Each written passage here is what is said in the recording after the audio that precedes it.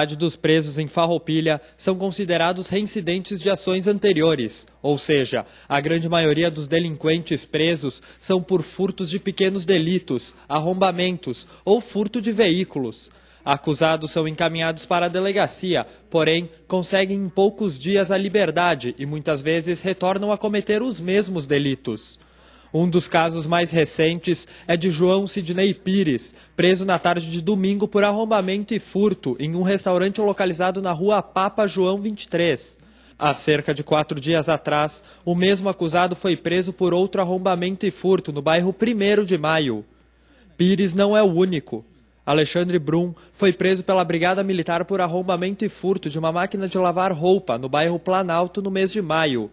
7 dias depois, foi pego em flagrante, furtando uma maleta de ferramentas na residência de uma policial militar no bairro Pio X.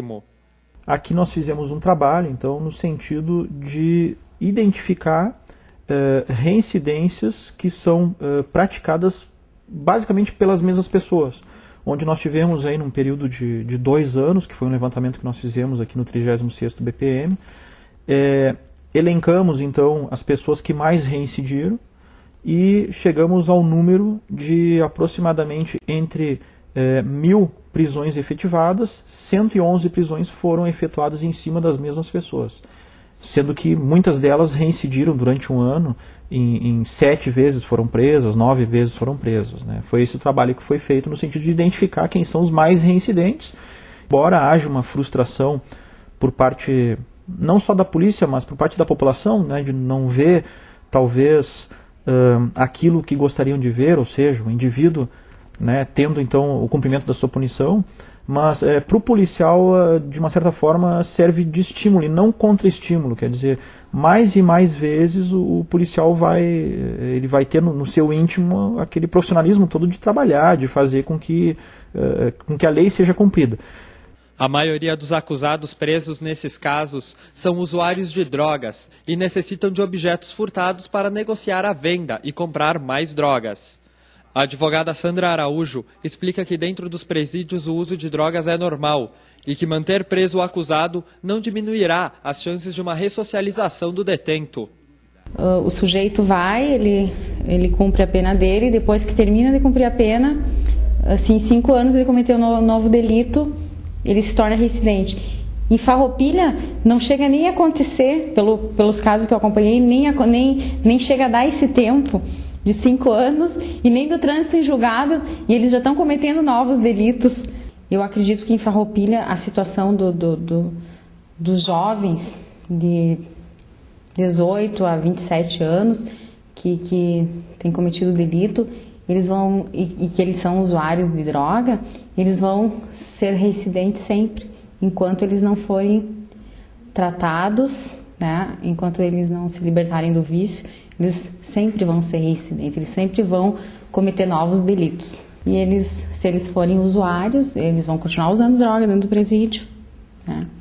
E eles vão sair de lá, eles vão ir para o semiaberto, eles já no semiaberto eles vão cometer novos delitos, né? Então, na verdade, essas pessoas nem cumprir pena, não deveriam estar cumprindo pena, nem deveria existir pena, né, para um usuário de droga. Não adianta ele cumprir pena no presídio.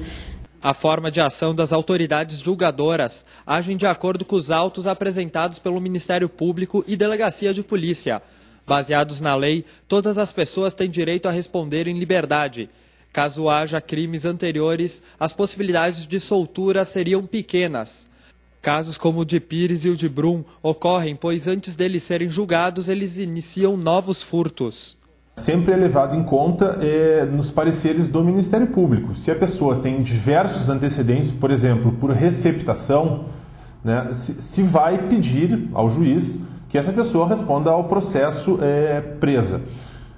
Algumas decisões judiciais, e acredito que a maioria delas, leva em conta para manter presa se o crime é praticado com violência ou grave ameaça. Então, algumas decisões judiciais são fundamentadas nesse sentido. O crime foi praticado com violência, grave ameaça à pessoa e o réu deve ficar preso, até por conta de seus antecedentes. Ou o crime não foi praticado com violência ou grave ameaça à pessoa e, portanto, o réu não põe em risco a ordem pública e deve responder ao processo solto. Então, eu acho que a lei, o Código Penal, ele é severo, ele traz penas que são proporcionais aos fatos praticados. O que eu acho que falta um pouco, em alguns casos, é a sensibilidade de alguns juízes, né, a sensibilidade de algumas câmaras do nosso tribunal, e falta um pouco mais de rigor, sim, na aplicação da lei. Isso é o que eu entendo e é o que eu defendo. Atualmente, um julgamento em um caso de arrombamento e furto de um acusado leva em torno de 2 anos para ser julgado em um tribunal. Após esse julgamento, o delinquente, caso cometa outro crime, ele não mais poderá responder o processo em liberdade. O processo penal vige o seguinte princípio: in dubio pro réu, ou seja, na dúvida se absolve o réu, porque é preferível se absolver um culpado do que se condenar um inocente. Seria um absurdo lógico a gente prejudicar o réu, por exemplo, por ter um processo em andamento, né, prejudicar o réu de forma prematura, porque nesse mesmo processo que o réu tem andamento contra ele, ele posteriormente pode vir absolvido. E a gente vai condenar contra ele, né, de forma prematura e antecipada, uma circunstância que, na realidade, não existe se ele foi absolvido, né? Fatores externos também dificultam a permanência dos detentos nos presídios do Brasil. A superlotação carcerária faz muitos juízes repensarem a necessidade de manter o acusado preso pelo delito que cometeu. Leva a crer que existem, então, redes que são formadas dentro das casas prisionais. Muitas vezes acaba ocorrendo a reincidência por falta de oportunidades e muitas vezes acaba tendo a reincidência porque aquilo já se tornou, digamos assim, já está no íntimo daquele indivíduo e é aquilo que ele vai praticar e vai ocorrer sempre, né?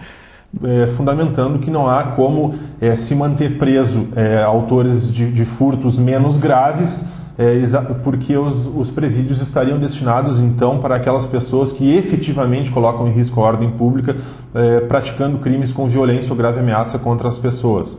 Né? Então, efetivamente, é um fundamento que se utiliza, né, para a soltura, então, para a liberdade desses autores de fatos menos graves. O sistema penitenciário, não só do Rio Grande do Sul, mas de todo o Brasil, está falido. Isso é uma coisa pública e notória. Só que as pessoas, né, elas têm a falsa ilusão de que se o sistema penitenciário fosse perfeito, né, que não haveria reincidência. Seria altamente interessante, no meu ponto de vista, no meu modesto ponto de vista, que cada comunidade pequena, como é o caso da nossa, que não é elevada, né, tivesse a sua própria casa prisional. Por quê? Porque se a gente tivesse a nossa pequena casa prisional, além das pessoas da comunidade verem que quem se comporta mal está preso, ou seja, há a função da pena de inibir que outras pessoas cometam delitos, essas pessoas estão acompanhando o cumprimento da pena por quem se comportou mal na sociedade, e além disso, a sociedade também é responsável pela ressocialização dos seus pares.